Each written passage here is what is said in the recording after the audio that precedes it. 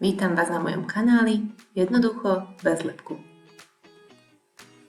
Ja si ani neviem predstaviť jednoduchšiu prípravu risota ako v tlakovom hrnci.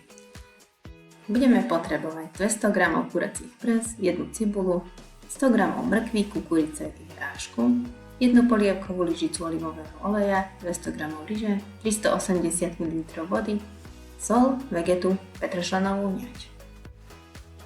Najskôr si do zlata upečieme cibulku na olivovom oleji. Keď je hotová, pridáme mrkvu, hrášok a kukuricu.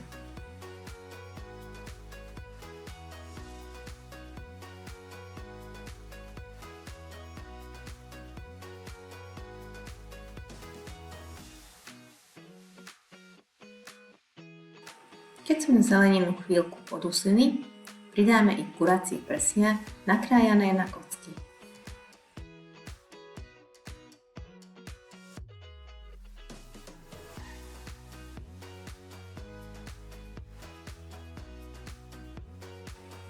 Celý tento mix ochutíme vegetou, soľou a petršlenovou vňaťou.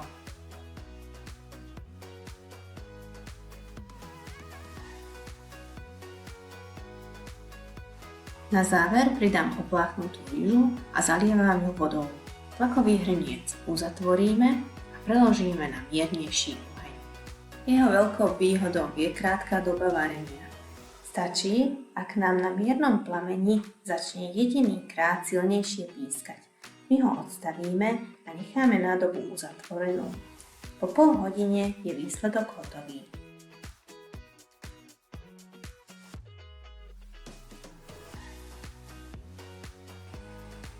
Ak sa vám video páčilo, zvážte odber a dajte like.